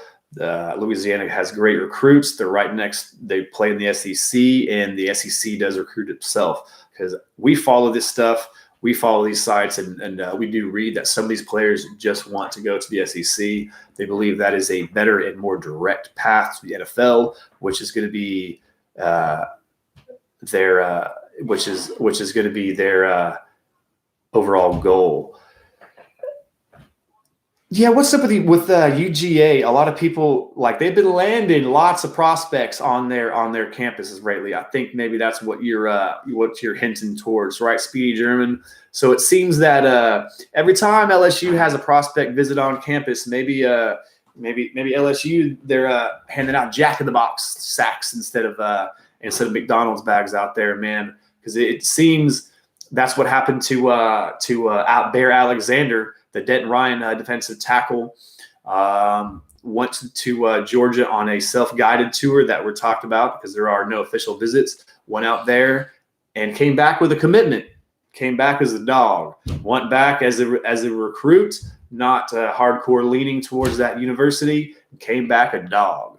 So I'm not saying that he came back with a big fat stack of cash, but maybe that's what people are hinting towards. And because it does seem that Georgia, they're having recruits go to their campus, and it does seem that they're landing some pretty good commitments here as of recently. Whenever they do go to campus.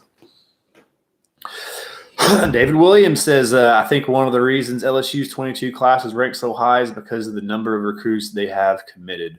I think their philosophy is pushing recruits to commit early. I think that's really a lot of people's philosophy is to commit early, is to get them while they can't move. You know what I mean? I think that's going to be a lot of them overall recruiting philosophy. But just let you know, guys, go ahead and get your questions in right now. Get your questions, comments in right now. Just got 5 more minutes. I'm going to stay in here with you guys as I've been going here for right around 2 hours for you. Appreciate all 22 of you that are in here, man. Holla at your boy as I do try to produce college football content pretty much every single day of the week. So if you've not yet to subscribe to the channel, what are you waiting for? Go ahead and subscribe, smash that like button, give it a thumbs up, produce the channel, help me grow. Very much appreciate that. Get your comments and questions in as I'm just going to go about 5 more minutes here for you. So whatever little question else you have, please get it in because I don't want to leave any of you guys hanging. Please, there's 23 of y'all in here. If you have any questions, you just like me listen here, talking to me, filibuster, talk about college football and talk about the Horns. I'd love to do that for you. But if you have any questions, go ahead and get them in, please. Speedy German, good night to you. Horns up to you. And as always, horns up to everybody. But does anyone really think that Tennessee is the only SEC with a No, I don't think.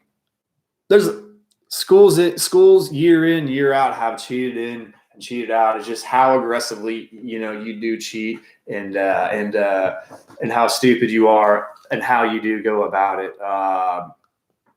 Look, what they did to Tennessee, just straight up giving the recruits money and to go lunch sacks of McDonald's food, it's just ridiculous and embarrassing. And just the fact that they have anybody still on that university wanting to play football for them, man, I feel for Josh Heupel as a coach going into Rocky Top, going into blown up top, going up to that program, that dumpster top they have going on up there. I feel for him.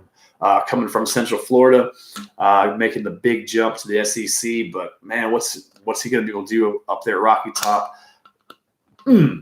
University of Tennessee. But Tennessee is not the only SEC team with a bag man. I guess that's what he's hinting towards.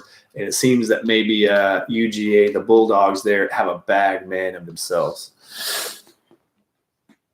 Remember, it's a lot of good players too. Yeah.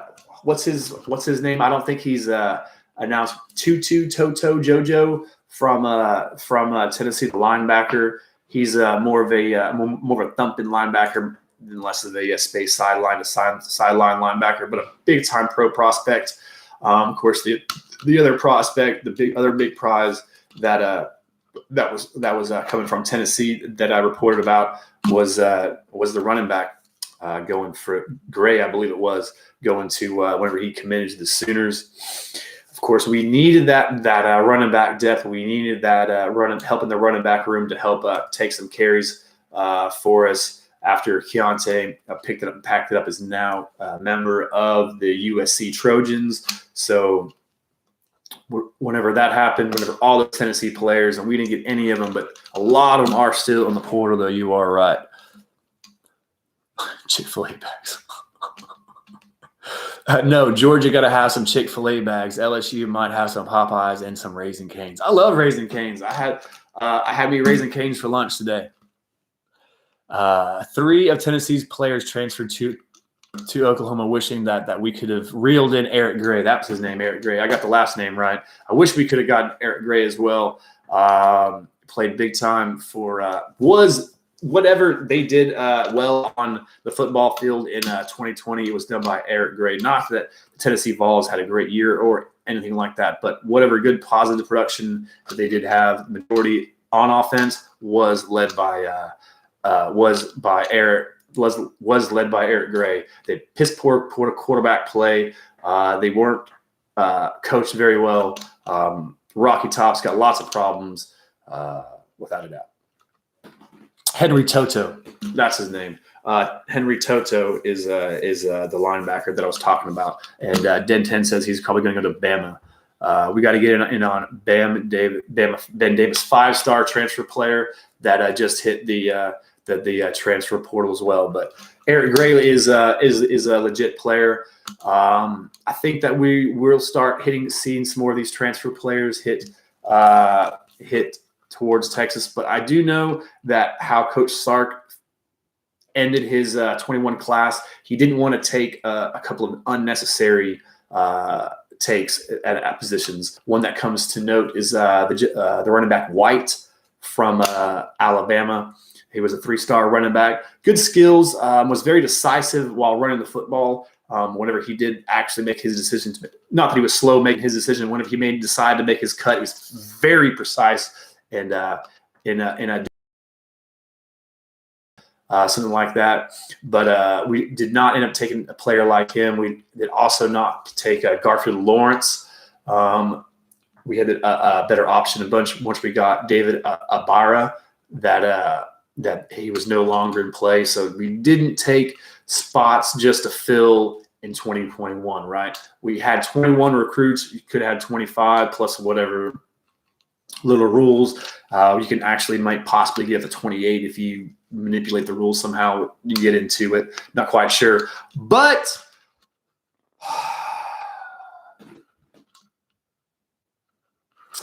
what other questions do we have for you guys? That's pretty much going to be it for you. I appreciate you guys being in here, being part of the program. There's 21 in here. If you haven't, again, subscribe to the channel, please do so. It's very close to 1,000 subscribers. That is a very, very, very big goal. I like David Ibarra as well. He can stand up and play in the three-point stance, something that is definitely coveted in this Coach PK defense. So absolutely a good take for as well as Baron Sorrell, the other strong side defensive end that we did get in late in that class of 21. Once we did have Coach Sark on board. But man, that's going to be it for you. That's going to be it for me. And any quick questions that I could possibly answer in this last 1 minute or so.